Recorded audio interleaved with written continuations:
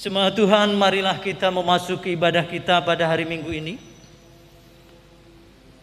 Ibadah pada hari Minggu tanggal 4 Oktober tahun 2020 yang di dalamnya dilakukan sakramen perjamuan kudus dalam rangka Hari Perjamuan Kudus Sedunia dan bersamaan dengan Hari Pekabaran Injil di Indonesia.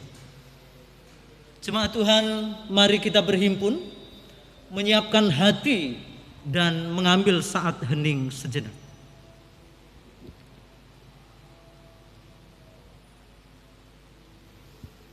Marilah kita datang ke hadirat Tuhan dengan nyanyian, dengan puji-pujian serta bersyukur kepadanya.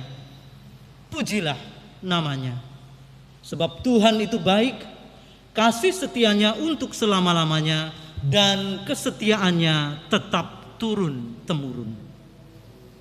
Jemaat Tuhan, mari kita angkat nyanyian kita, Kidung Jemaat, pelengkap Kidung Jemaat nomor 4, bait 1 dan bait yang kedua, angkatlah hatimu pada Tuhan.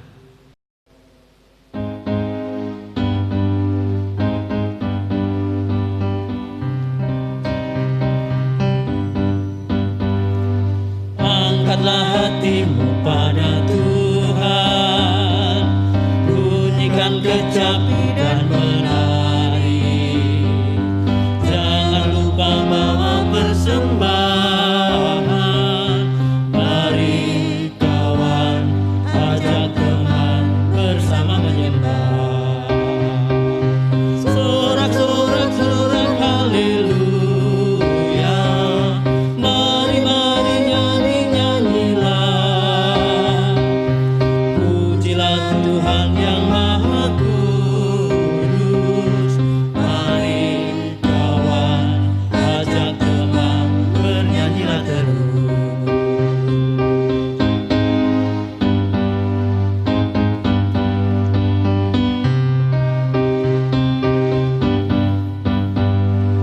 Janganlah mengaku anak Tuhan jika engkau mengeraskan hati.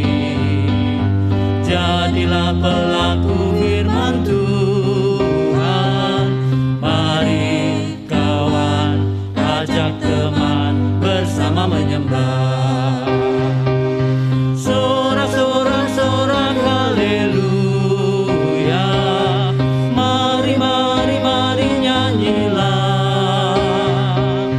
Pujilah Tuhan yang Maha Kudus.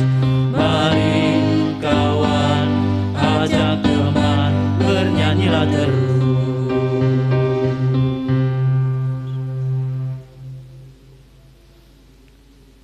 Jemaat Tuhan, saya panggil bangkit berdiri.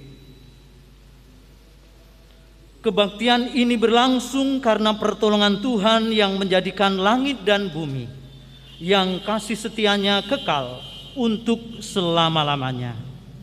Amin. Nyanyian kita, Kidung Jemaat nomor 242 bait yang keempat, muliakan Allah Bapa.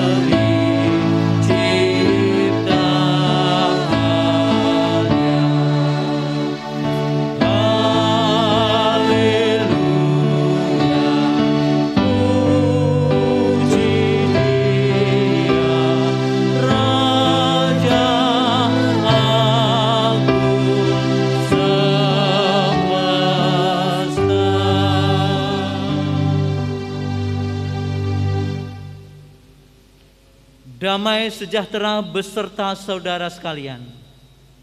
Silakan duduk kembali.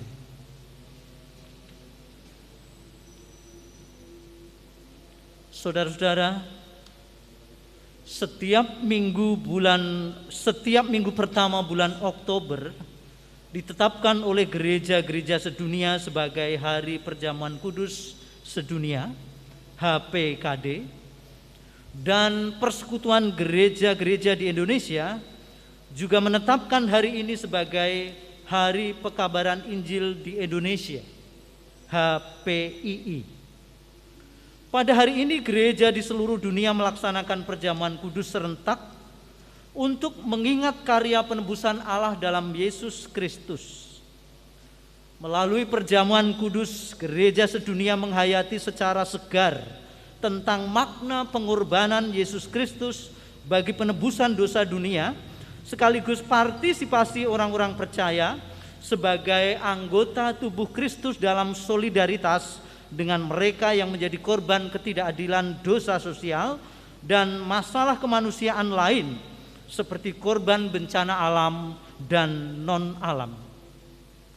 Bersama dengan HPKD ini, PGI juga menetapkan hari ini sebagai Hari Pekabaran Injil di Indonesia. Dengan demikian, dua perayaan yang diadakan bersama-sama ini kiranya meneguhkan panggilan gereja sebagai persekutuan umat di dalam Kristus yang melakukan misi Allah bagi keselamatan seluruh bumi. Pada kebaktian Hari Perjamuan Kudus Sedunia dan Hari Pekabaran Injil di Indonesia tahun ini, Persekutuan Gereja-Gereja di Indonesia memohon dukungan dan kerjasama dari gereja-gereja anggota PGI untuk menunjang program-program bidang keesaan dan pembaruan gereja PGI berupa doa dan dana. Tema kebaktian hari ini yaitu dalam hikmat Allah, pahami dan hidup dalam firman-Nya. Tema ini didasarkan pada Mazmur 19 ayat 8 dan 9 dan khotbah berdasarkan bacaan Injil Matius pasal 21 ayat 33 sampai 46. Marilah kita bersatu hati dengan seluruh orang percaya di muka bumi mengagungkan nama Tuhan. Kita bersama-sama menaikkan nyanyian Kidung Jemaat nomor 46 bait yang pertama dan kedua, Besarkan Nama Tuhan.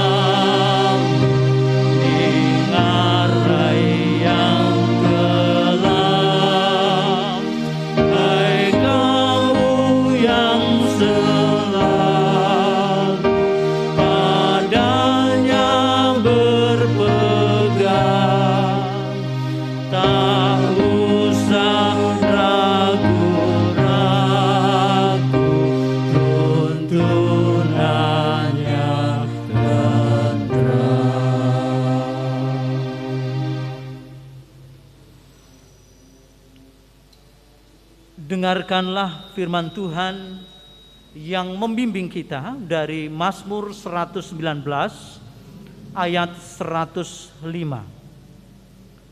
Firman-Mu itu pelita bagi kakiku dan terang bagi jalanku. Demikianlah sabda Tuhan. Amin. Jemaat Tuhan, mari kita bangkit berdiri. Kita mengaku dosa di hadapan Tuhan. Jika kita mengaku dosa kita, maka Ia adalah setia dan adil, sehingga Ia akan mengampuni segala dosa kita dan menyucikan kita dari segala kejahatan. Marilah di dalam hati kita menyatakan pengakuan kita di hadapan Tuhan demikian. Dosaku kuberitahukan kepadamu, dan kesalahanku tidaklah kusembunyikan ya Bapa. Hanya karena kasih karuniamu kami menerima pengampunan dan menjadi ciptaan baru. Pimpin dan peliharalah diri kami dengan terang Roh Kudus-Mu, agar kami dapat hidup berdamai dengan diri kami dan sesama kami, sehingga teladan yang diajarkan Kristus nyata dalam sikap dan perilaku kami. Dalam nama Tuhan Yesus Kristus kami memohon pengampunan. Amin. Saudara-saudara, kita nyanyikan Kidung Jemaat nomor 33 bait yang pertama, Suaramu ku dengar.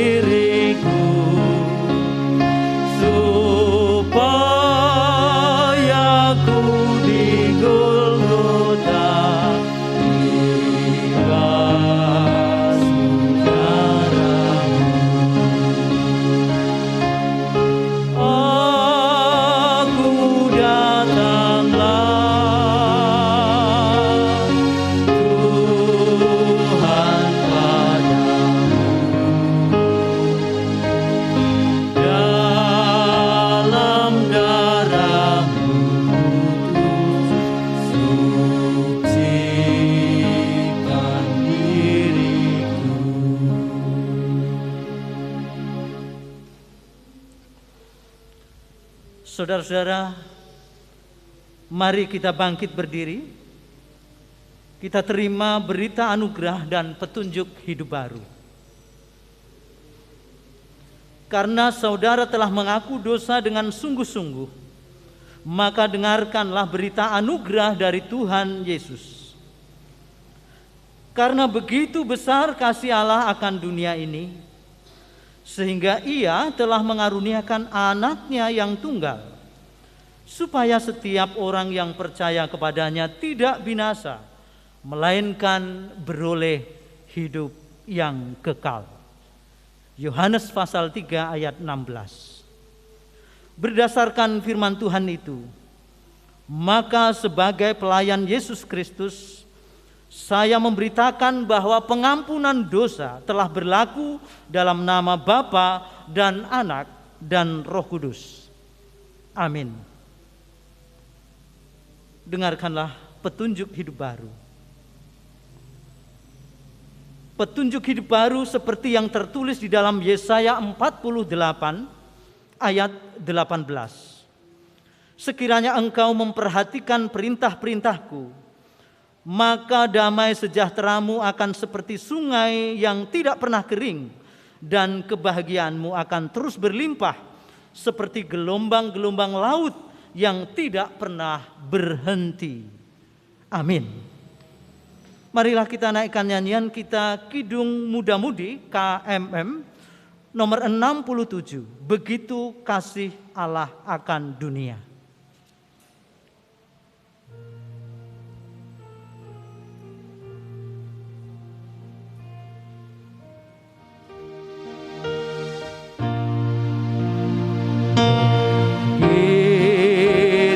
Kasih Allah akan dunia, diberikan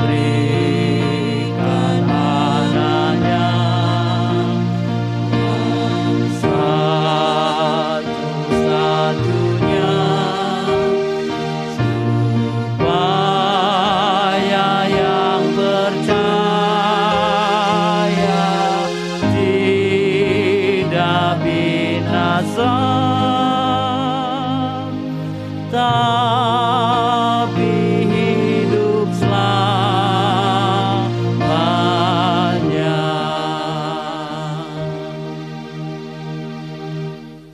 Jemaat Tuhan, silakan duduk.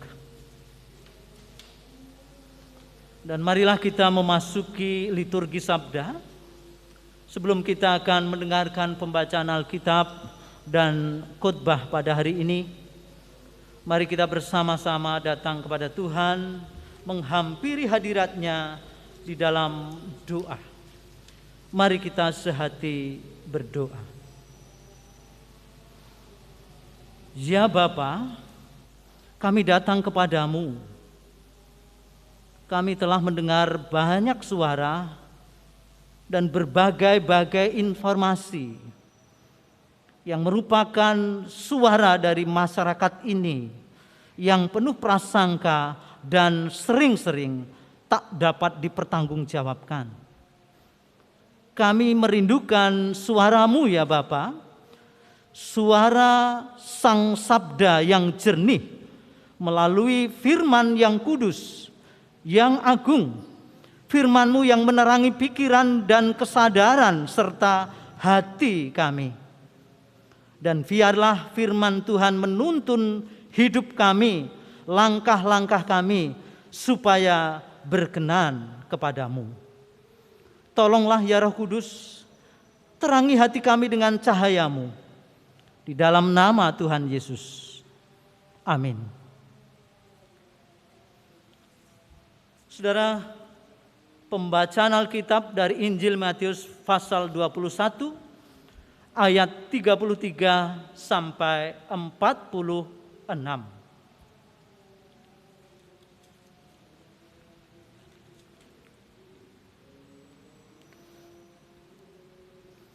Dengarkanlah suatu perumpamaan yang lain.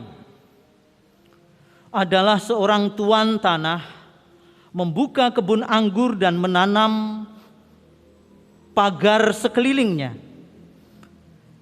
Ia menggali lubang tempat memeras anggur dan mendirikan menara jaga di dalam kebun itu.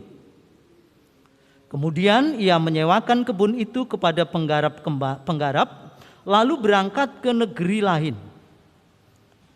Ketika hampir tiba musim petik, ia menyuruh hamba-hambanya kepada penggarap itu untuk menerima hasil yang menjadi bagiannya. Tetapi penggarap itu menangkap hamba-hambanya itu. Mereka memukul yang seorang, membunuh yang lain, dan melempari yang lain pula dengan batu. Kemudian tuan itu menyuruh pula hamba-hamba yang lain, lebih banyak daripada yang semula. Tetapi mereka pun diperlakukan sama seperti kawan-kawan mereka. Akhirnya ia menyuruh anaknya kepada mereka, katanya, "Anakku akan mereka segani." Tetapi ketika penggarap-penggarap itu melihat anaknya itu, mereka berkata seorang kepada yang lain, "Ia adalah ahli waris. Mari kita bunuh dia, supaya warisannya menjadi milik kita." Mereka menangkapnya dan melemparkannya keluar kebun anggur itu, lalu membunuhnya. Maka apabila tuan kebun anggur itu datang, apakah yang akan dilakukannya dengan penggarap-penggarap itu? Kata mereka kepadanya, "Ia akan membinasakan orang-orang jahat itu, dan kebun anggurnya akan disewakannya kepada penggarap-penggarap lain yang akan menyerahkan hasilnya kepadanya pada waktunya."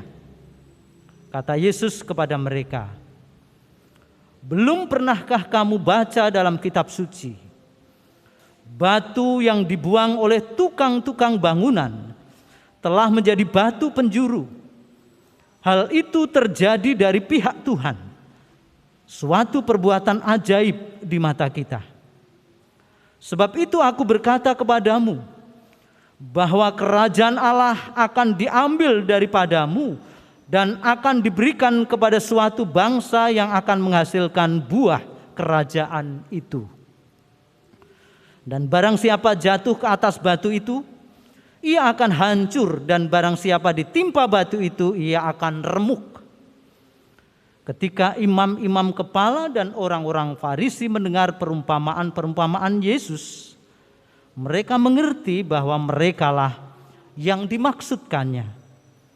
Dan mereka berusaha untuk menangkap dia.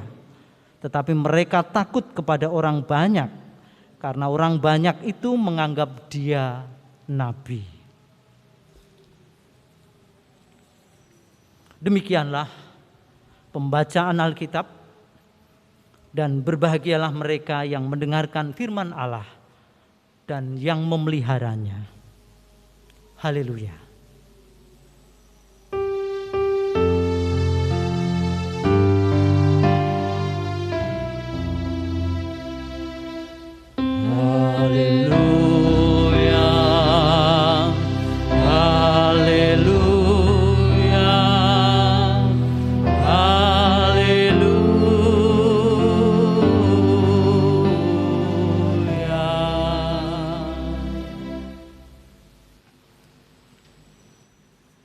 Saudara-saudaraku, kita memasuki khotbah hari ini. Judul khotbah kita adalah Dalam Hikmat Allah, Pahami dan Hidup dalam Firman-Nya. Saudara-saudara yang saya kasihi di dalam Tuhan Yesus Kristus, panggilan hidup gereja adalah sebuah penugasan untuk menyatakan kerajaan Allah hadir di tengah-tengah dunia ini. Jadi kita punya tugas supaya kerajaan Allah hidup damai sejahtera itu dialami oleh semua makhluk di bumi ini. Semuanya menyembah Allah sebagai Raja, dan secara khusus di dalam Kristus Allah itu telah menyelamatkan kita, menjadikan kita ciptaan baru yang dibersihkan, dipelihara oleh firman-Nya melalui kuasa dan pertolongan Roh Kudus yang sudah dicurahkannya. Nah, saudara-saudara, belajar dari pengalaman umat Israel, ketika umat Israel dipanggil Allah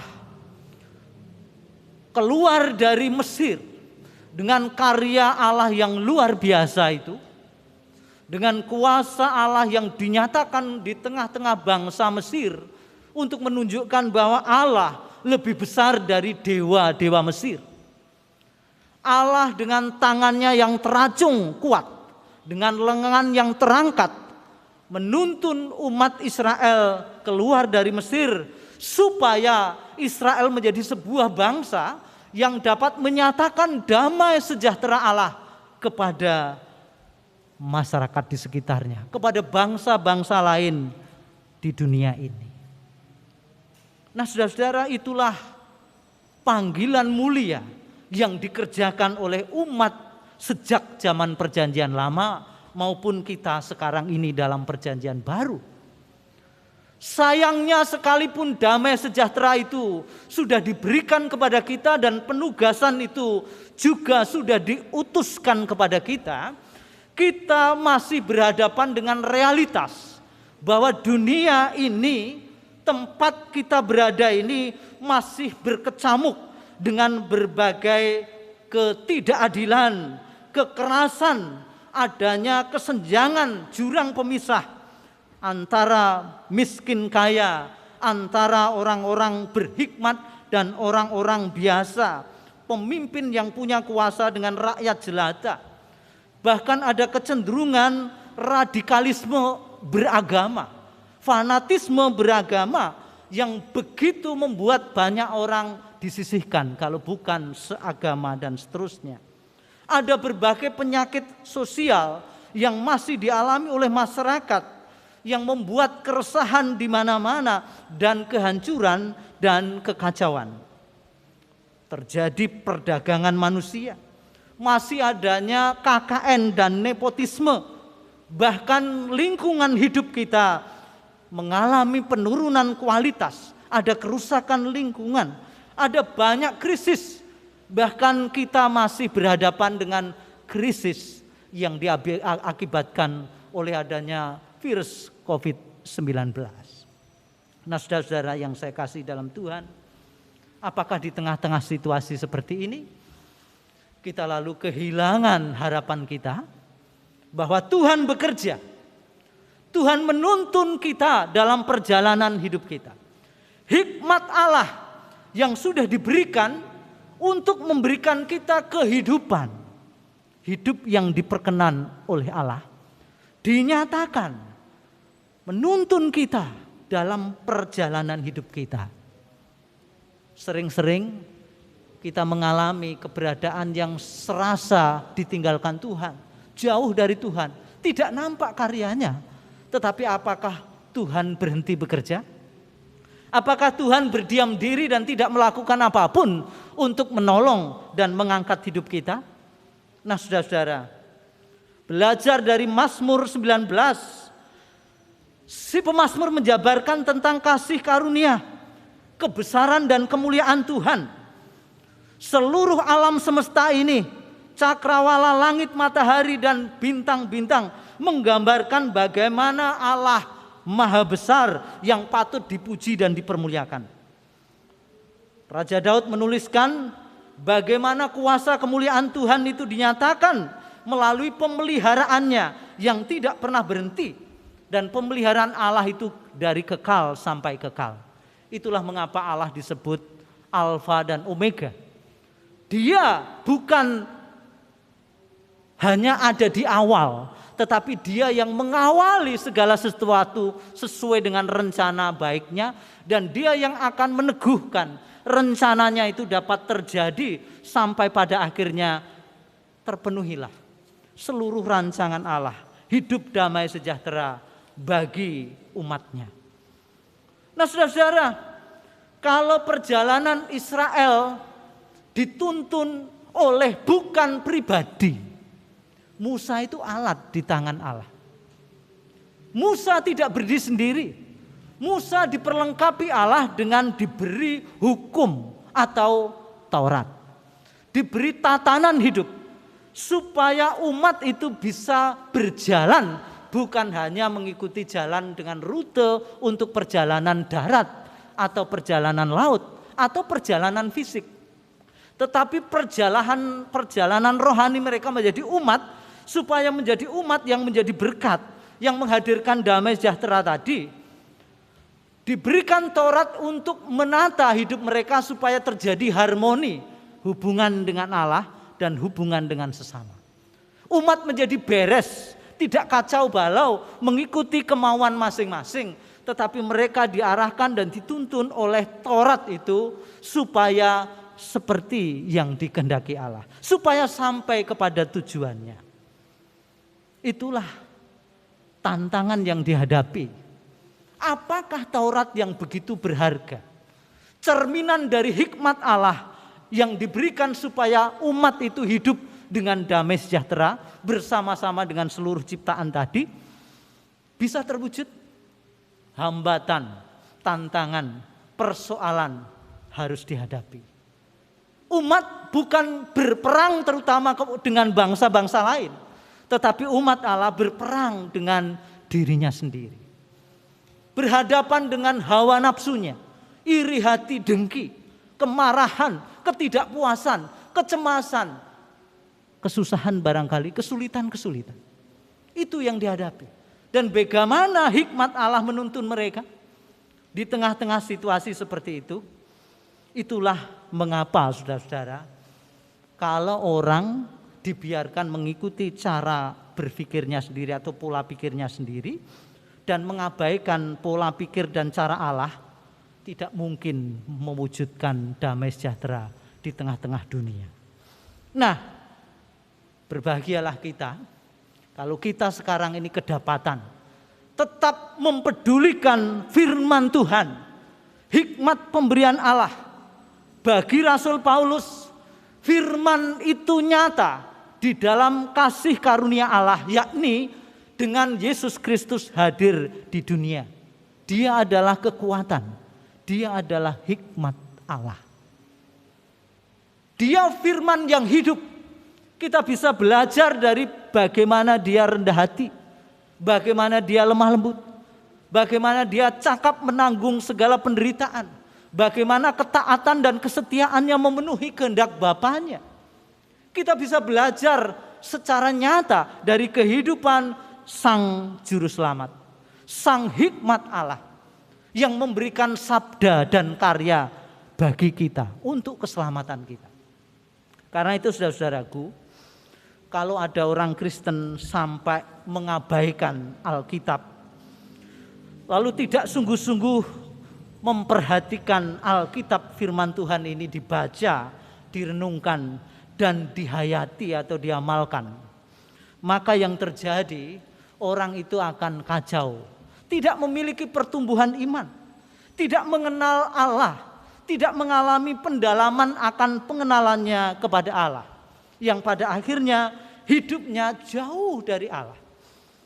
Bukan rencana-rencana Allah yang dipenuhi, bukan damai sejahtera, tetapi kacau balau belaka.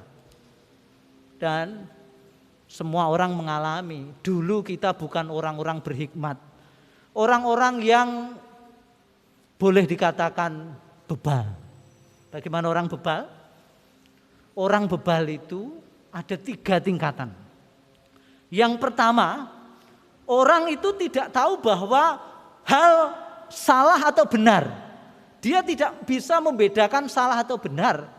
Melakukan apapun tidak ada yang tidak punya penilaian. Dia tidak punya kesadaran untuk menentukan ini salah atau benar. Tidak tahu. Itu orang bebal yang pertama. Yang kedua, orang ini salah. Tahu perbuatannya menjadi tidak benar. Setelah diingatkan, lalu dia mau berubah. Ini orang bebal yang kemudian mau belajar dari pengalaman kebodohannya dan tidak terus-menerus hidup dalam kebodohannya. Dan orang seperti ini akan mengalami hikmat yang mengalami pertumbuhan di dalam dirinya. Yang terakhir justru orang yang melawan Tuhan. Sadar penuh dirinya memberontak kepada Tuhan dan abai terhadap Tuhan. Nah, inilah yang ditunjukkan di dalam perumpamaan tadi.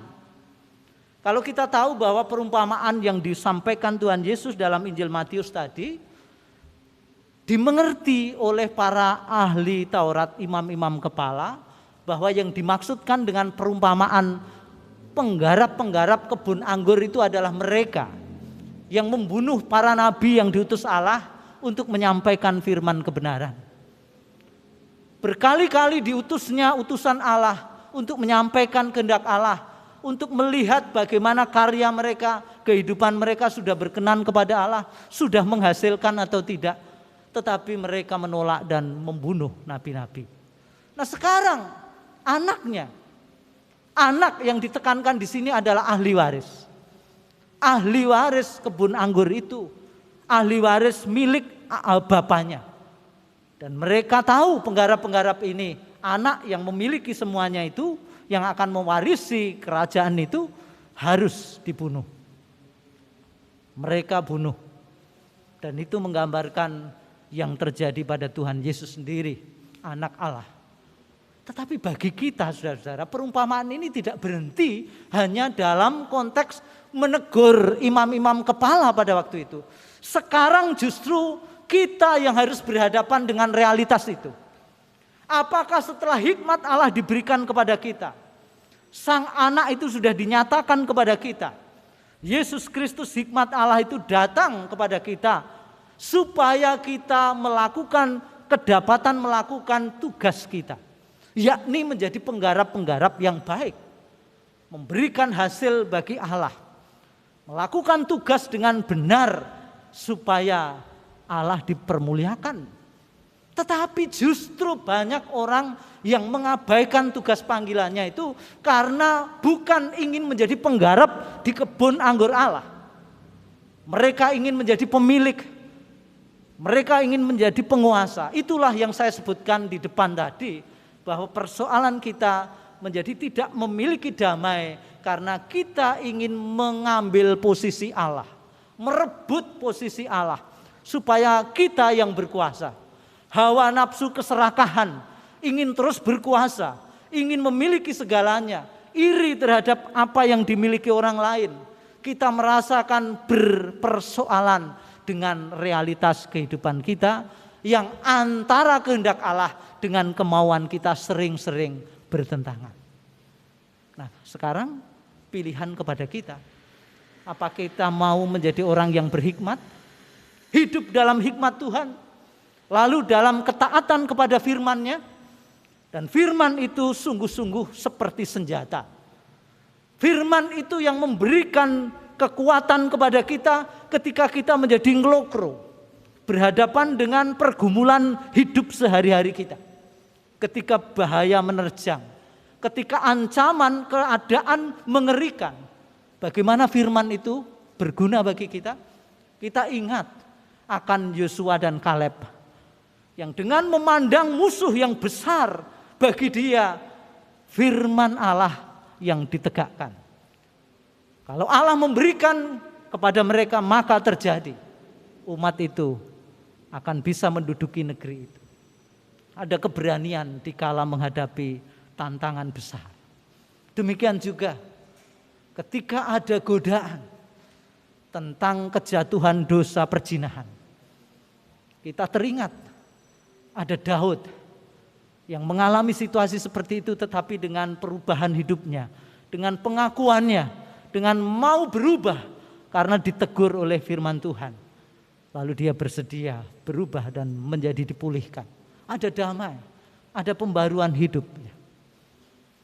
Firman Tuhan menolong kita ketika kita berhadapan dengan kekuatan besar seperti halnya Daud. Daud bisa melihat bahwa janji Allah, orang-orang yang menghina Allah itu akan berhadapan dengan Allah. Karena itu Daud memiliki keberanian dibanding orang-orang lain. Daud berani maju menghadapi Goliat.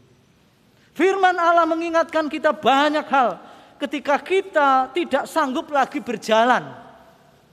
Karena melihat keputusasaan, ada keputusasaan. Situasi ngelokro seperti Elia yang ingin mati saja karena tertekan berat, mengalami depresi yang berat. Tetapi Allah memberikan kekuatan, diberinya kekuatan untuk menghadapi Isabel yang menakutkan, yang mengerikan itu. Dan itulah cara Allah, hikmat Allah melalui firman-Nya yang memelihara hidup kita supaya kita memiliki damai sejahtera. Karena itu pesan saya yang tidak pernah berhenti, terus menerus. Alkitab saudara sungguh berguna untuk membangun hidup saudara. Baca itu. Saya sarankan saudara tidak hanya memiliki Alkitab di dalam HP, tetapi Alkitab dalam bentuk buku ini menjadi sangat lebih mudah, lebih nyata, dan menunjukkan kesungguhan kita untuk mau membaca Alkitab. Bukan hanya di dalam forum, tetapi rutinitas. Itu menjadi makanan rohani kita, yang membawa kita terpelihara dalam hikmat Tuhan, dan kita menjadi orang-orang yang hidup dimampukan berjalan, dituntun oleh firman, mencapai kehidupan yang Tuhan kehendaki, yakni damai sejahtera. Ada kekuatan, ada penghiburan, ada sukacita, ada tuntunan yang membuat kita tidak diombang-ambingkan oleh pengaruh zaman ini. Karena itu saudara-saudara, saudara bisa melihat bagaimana Allah besar, bagaimana Allah mengasihi, bagaimana Allah menopang saudara, disaksikan di dalam Alkitab. Ibarat kita bisa melihat matahari. Kita bisa bercerita tentang matahari karena kita tidak buta. Tetapi bagaimana orang yang buta menceritakan tentang matahari? Mereka tidak akan bisa mengalami cahaya matahari. Nah, saudara-saudara, karena itu sekarang mari kita lanjutkan dalam hikmat Allah. Kita terus memahami firman-Nya dan terus menerus hidup di dalam ketaatan akan firman itu. Dan akhirnya damai sejahtera Allah yang memelihara hati dan pikiran kita, melampaui akal pikiran kita, memelihara hidup kita sepenuhnya. Dan Dia, Allah di dalam Kristus, hikmat Allah itu sungguh-sungguh kita alami. Dia hadir di sini dan menuntun kita. Tuhan menyertai kita dari kekal sampai kekal. Amin. Saudara, mari kita mengambil saat teduh.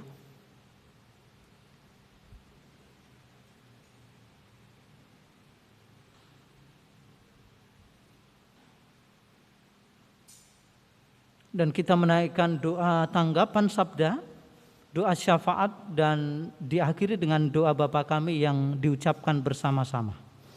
Mari kita sehati berdoa.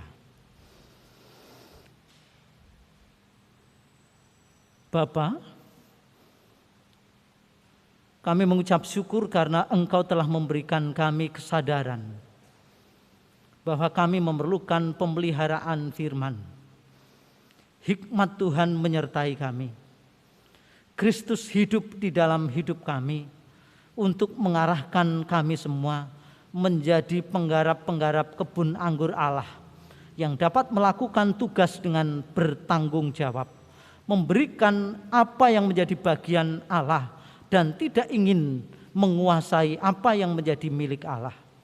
Itulah keberadaan kami, anak-anak-Mu yang hidup mengalami damai sejahtera di dalam pemerintahan Allah. Dan sekarang kami berdoa untuk masyarakat dan bangsa kami. Di tengah-tengah kehidupan dengan para pemimpin yang sibuk mengurus kepentingan mereka sendiri. Tetapi juga Tuhan mengirimkan pemimpin-pemimpin yang baik, yang melayani, yang mengabdi untuk kepentingan seluruh masyarakat dan bangsa kami.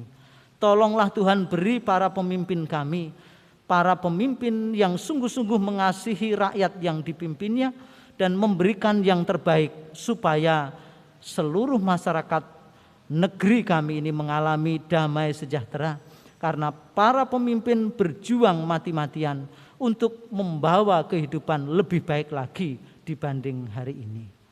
Kami juga berdoa Tuhan, jauhkan bangsa dan negara kami dari rancangan-rancangan kejahatan yang direkayasa atau dilakukan oleh orang-orang yang tidak bertanggung jawab dan ingin mengacau balaukan. Dan beri kedamaian dan ketentraman negeri kami dan dijauhkan dari mara bahaya serta kejahatan-kejahatan yang ingin merongrong keberadaan negara kami. Dan kami berdoa juga untuk gereja-Mu di tengah-tengah kehidupan yang seperti ini tetap diberi kekuatan untuk membawa damai sejahtera Tuhan hadir di tengah-tengah dunia ini. Karena itu perlengkapi hamba-hamba-Mu, para pelayan jemaat-Mu, mulai dari para guru sekolah minggu, pelayan di bidang komisi, di bidang departemen dan seterusnya, dapat melakukan bagian-bagiannya dengan sepenuh hati melayani Tuhan dan memuliakan nama Tuhan. Berikan hikmat-Mu mengiringi setiap langkah kami supaya pekerjaan-pekerjaan kami berhasil untuk mendatangkan damai sejahtera Tuhan bagi kami di tengah-tengah keluarga maupun masyarakat dan juga di dalam kehidupan bergereja. Kami juga berdoa untuk saudara-saudara kami yang saat ini masih bergulat dengan kondisi sakit penyakitnya. Tuhan memberikan kemenangan kepada anak-anak-Mu ini atas segala pergumulan hidup penderitaannya ini, supaya dengan keteguhan hati yang dipelihara oleh firman Tuhan dihiburkan, dikuatkan, terus-menerus percaya dan berharap akan kasih dan penyertaan Tuhan, berkat-berkat dan pertolongan Tuhan dalam hidup mereka, sehingga anak-anak-Mu mengenang atas segala penderitaannya. Kami juga berdoa untuk anak-anak Tuhan yang saat ini tengah memulai masa perkuliahannya, yang bergumul dengan harapan-harapannya. Anak-anak-Mu diperlengkapi dengan pengetahuan yang cukup, namun mereka tetap mendasarkan hidupnya, bukan mengandalkan pada pengetahuan yang dimiliki, tetapi dengan dasar firman Allah mereka melangkah, ibarat membangun rumah di atas fondasi batu yang tidak akan digoyahkan oleh angin ataupun banjir. Kami juga berdoa agar demikian itu terjadi pada anak-anak kami, supaya mereka kokoh di dalam Kristus dan tidak diombang-ambingkan atau dijatuhkan oleh pengaruh zaman, oleh kesombongan karena kepandaian atau karena keberhasilannya, melainkan dengan rendah hati melayani Tuhan dengan segala kemampuan, berbagai karunia yang diberikan kepadanya, supaya nama Tuhan dipermuliakan melalui pelayanan anak-anak Tuhan bagi kehidupan masyarakat bersama. Kami juga berdoa untuk anak-anak kami yang masih kecil, supaya mereka dipelihara dalam firman dan taat setia kepada Tuhan sejak dini dan menjadi milik Tuhan selamanya. Begitu juga orang-orang tua kami yang sudah jompo, mereka semua yang sudah mengalami penurunan kekuatan fisiknya, tetapi diberikan kekuatan hati untuk tetap berserah dan berjalan bersama Kristus. Kami percaya hanya di dalam-Mu kami mampu mewujudkan hidup yang diperkenan Tuhan. Karena itu peliharalah kami dengan segala firman, dengan kasih, dengan kebaikan dan kemurahan-Mu yang mengiringi sepanjang hidup kami. Kami serahkan seluruh permohonan doa kami dan ucapan syukur kami di dalam Tuhan Yesus. Demikian juga bersama-sama kami menaikkan doa sebagaimana yang Tuhan Yesus ajarkan kepada para murid.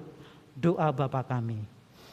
Bapa kami yang di surga, dikuduskanlah nama-Mu, datanglah kerajaan-Mu, jadilah kehendak-Mu di bumi seperti di surga. Berikanlah kami pada hari ini makanan kami yang secukupnya, dan ampunilah kami akan kesalahan kami, seperti kami juga mengampuni orang yang bersalah kepada kami.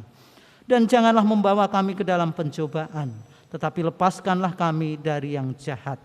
Karena Engkaulah yang empunya kerajaan dan kuasa dan kemuliaan sampai selama-lamanya. Amin. Saudara-saudara, kita memasuki liturgi perjamuan kudus. Pratelan atau penetapan perjamuan kudus. Sakramen perjamuan kudus yang dilayankan dalam gereja adalah berdasarkan firman Tuhan Yesus, seperti disaksikan oleh Rasul Paulus dalam surat 1 Korintus pasal 11 ayat 23 sampai 26. Sebab apa yang telah kuteruskan kepadamu telah aku terima dari Tuhan, yaitu bahwa Tuhan Yesus pada waktu ia diserahkan, pada malam waktu ia diserahkan, mengambil roti dan sesudah itu ia mengucap syukur atasnya. Ia memecah-mecahkannya dan berkata, inilah tubuhku yang diserahkan bagi kamu. Perbuatlah ini menjadi peringatan akan aku.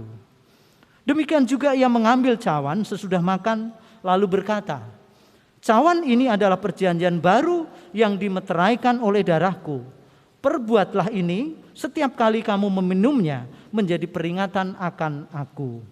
Sebab setiap kali kamu makan roti ini dan minum cawan ini, kamu memberitakan kematian Tuhan sampai ia datang. Saudara-saudaraku, makna perjamuan kudus. Perjamuan kudus adalah peringatan akan Kristus. 1 Korintus 11 ayat 24. Roti mengingatkan akan kehidupannya. Cawan mengingatkan akan kematiannya. Dan pelayanan ini sendiri mengingatkan akan kebangkitan dan kehadirannya yang sungguh-sungguh dalam persekutuan kita. Perjamuan kudus adalah proklamasi akan kematian Kristus. 1 Korintus 11 ayat 26. Dalam pelaksanaan perjamuan kudus, kita dapat memahami bahwa Tuhan Yesus telah diutus Bapa ke dalam dunia, mengenakan darah dan daging seperti kita. Dari awal inkarnasinya menjadi manusia hingga akhir hidupnya di dunia.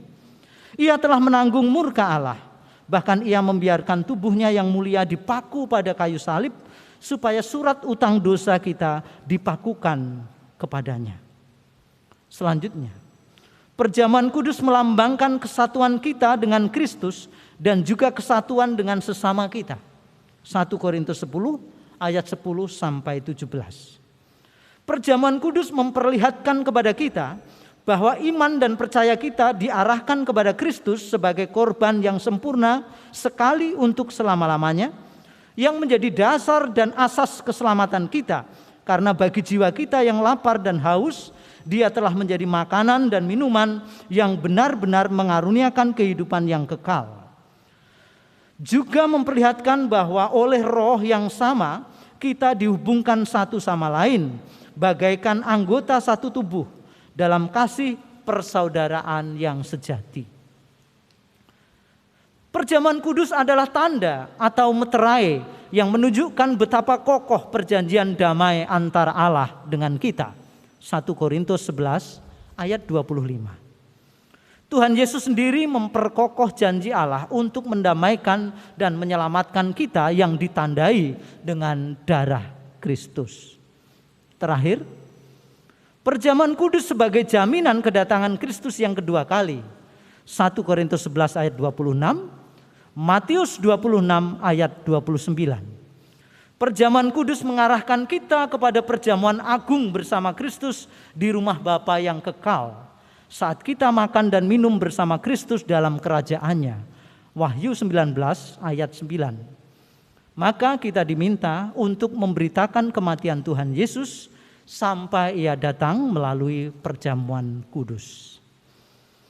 Saudara-saudara, mari kita menguji diri kita sendiri masing-masing dan menyiapkan hati untuk memasuki sakramen perjamuan kudus dengan menyanyikan nyanyian dari Kidung Jemaat nomor 311B, bait yang pertama, O Anak Domba Allah.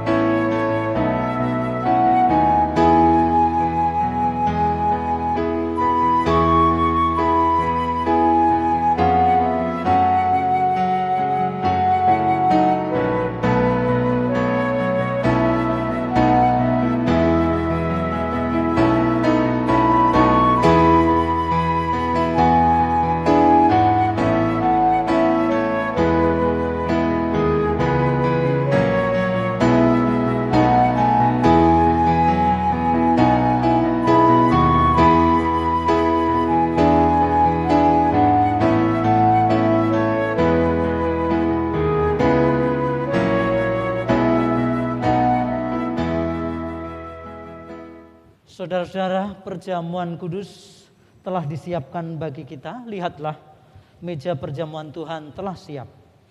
Dan perjamuan kudus diperuntukkan bagi saudara-saudara yang telah dibaptis dan mengaku percaya. Berbahagialah kita anak-anak Allah Bapa yang telah diundang ke meja perjamuan kudus ini.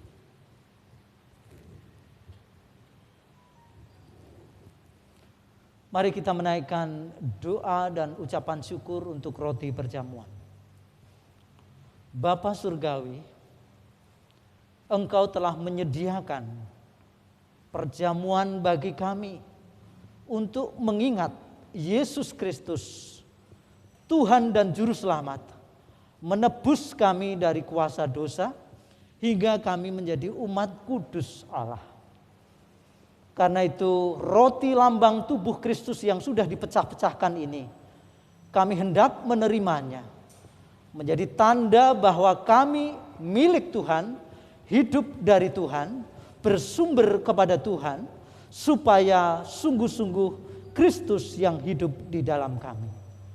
Kami sambut roti perjamuan ini dengan sukacita dan syukur di dalam Tuhan sebagai makanan bagi rohani kami, untuk membangun iman percaya kami semakin kokoh kepada Kristus Tuhan dan penebus kami. Terima kasih Bapa untuk perjamuan kudus dengan roti yang Tuhan sediakan bagi kami. Di dalam nama Tuhan Yesus. Amin.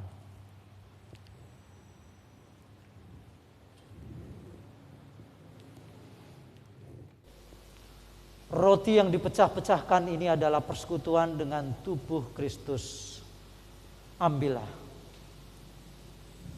Saudara, sembari roti dibagikan, mari kita bersama menyanyikan pelengkap Kidung Jemaat nomor 157 bait yang pertama, Perjamuan yang Kudus.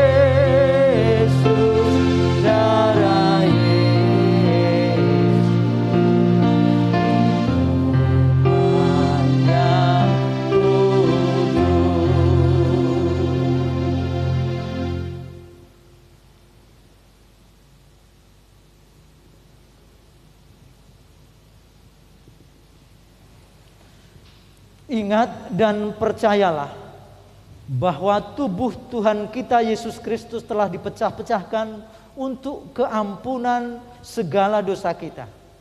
Makanlah dengan ucapan syukur.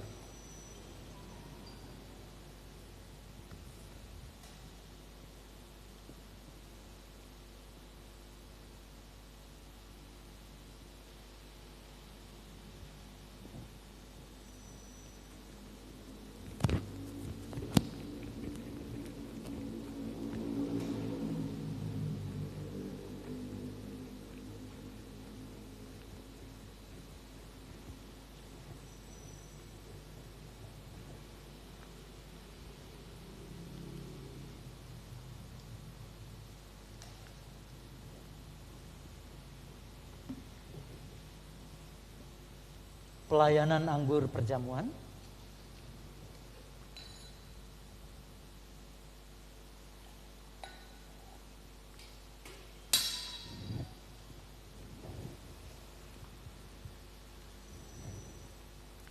Mari kita datang kepada Tuhan, mengucap syukur dan berdoa untuk anggur perjamuan ini. Kami bersyukur kepadamu Bapa Surgawi. Dalam perjamuan ini Engkau telah sediakan anggur perjamuan, cawan perjanjian baru yang dimeteraikan oleh darah Kristus. Kami akan menerimanya, meminumnya bersama-sama. Berkati kami supaya ketika kami meminumnya, sungguh dalam iman percaya kami kepada Kristus dan pengenalan kami akan Tuhan dibangun senantiasa. Kesungguhan kami untuk hidup seturut dengan kehendak Tuhan semakin nyata. Dan dengan demikian, dalam segala hal yang kami kerjakan dalam Kristus Yesus sungguh berguna untuk kehidupan kami bersama-sama mengalami sukacita dan damai sejahtera Tuhan. Kami sambut anggur perjamuan ini di dalam Kristus Yesus dengan ucapan syukur dan doa kami. Haleluya. Amin.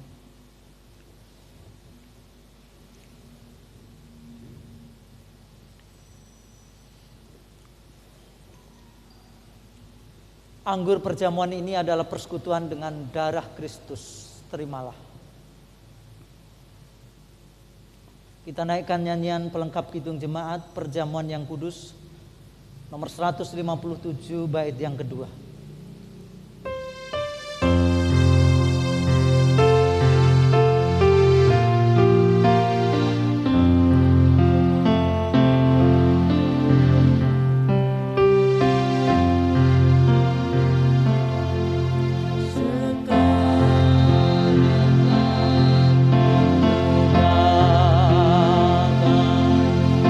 Membawa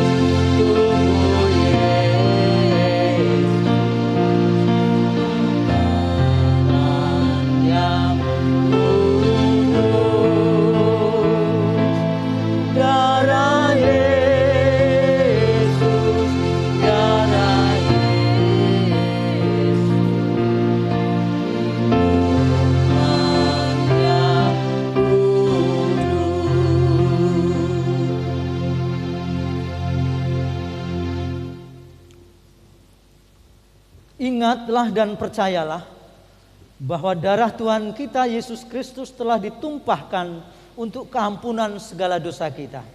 Minumlah dengan ucapan syukur.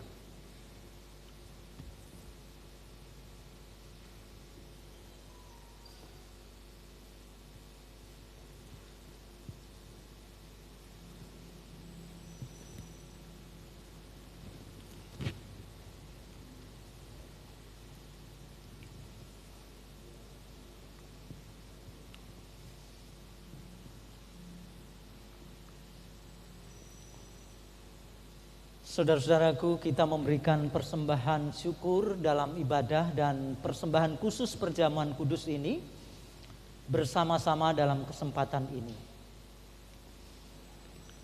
Allah Bapa telah menganugerahkan hidup yang sempurna kepada kita. Kita telah ditebus dan Ia mengangkat kita sebagai anak-Nya. Hidup kita sekarang di dalam Kristus berdasarkan kasih karunia-Nya dan berkat-berkat yang dicurahkan tanpa berkesudahan. Maka sebagai tanda pengakuan akan hal itu, kita mempersembahkan persembahan syukur yang didasarkan pada firman Tuhan. Sebab itu janganlah kamu khawatir dan berkata, apakah yang akan kami makan? Apakah yang akan kami minum? Apakah yang akan kami pakai? Tetapi carilah dahulu kerajaan Allah dan kebenarannya, maka semuanya itu akan ditambahkan kepadamu. Matius pasal 6 ayat 31 dan 33. Saudara, nyanyian persembahan dari Kidung Jemaat nomor 292, bait yang pertama dan yang ketiga, tabuh gendang.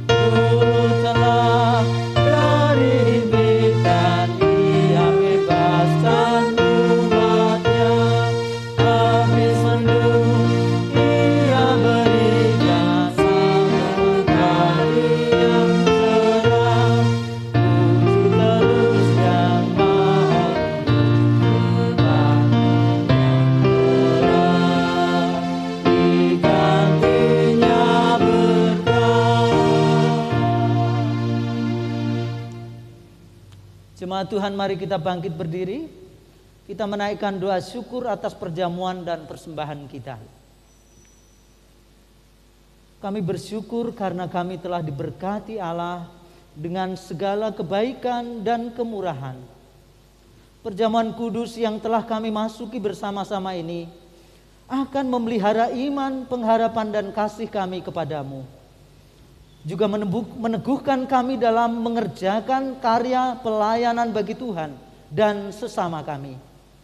Dan karena anugerah-Mu, maka kami dapat memberikan persembahan kami saat ini. Kiranya persembahan ini diberkati Tuhan dan dapat dipergunakan dalam karya keselamatan melalui gereja-Mu ya Tuhan. Demi nama Tuhan Yesus Kristus, kami mengucap syukur dan berdoa. Amin. Marilah bersama dengan umat Allah di segala masa dan tempat, kita mengucapkan pengakuan iman kita menurut pengakuan iman rasuli. 1. Aku percaya kepada Allah Bapa yang Maha Kuasa, Khalik langit dan bumi. 2. Dan kepada Yesus Kristus anaknya yang tunggal, Tuhan kita. 3. Yang dikandung dari Roh Kudus, lahir dari anak darah Maria. 4.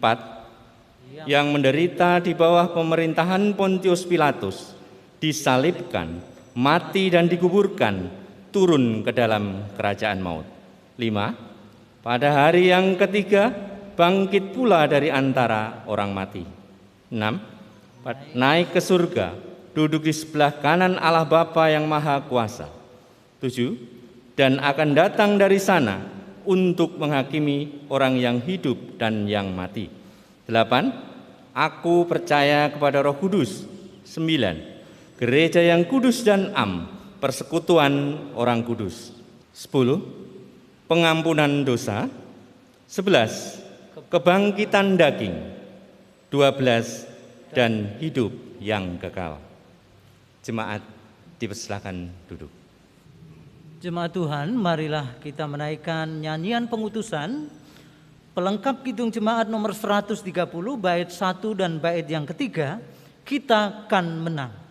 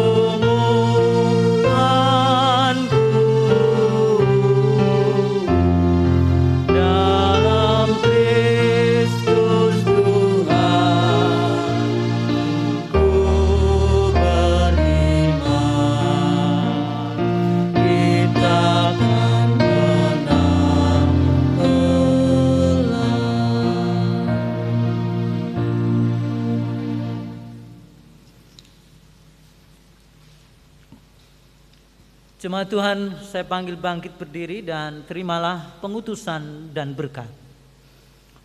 Arahkanlah hatimu pada Tuhan dan tetaplah bertekun dalam menghadapi pergumulanmu di dunia, terimalah berkat-Nya. Tuhan memberkati engkau dan melindungi engkau. Tuhan menyinari engkau dengan wajah-Nya dan memberi engkau kasih karunia. Tuhan menghadapkan wajah-Nya kepadamu dan memberi engkau semua damai sejahtera. Amin.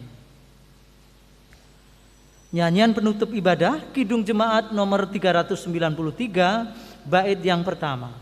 Tuhan betapa banyaknya.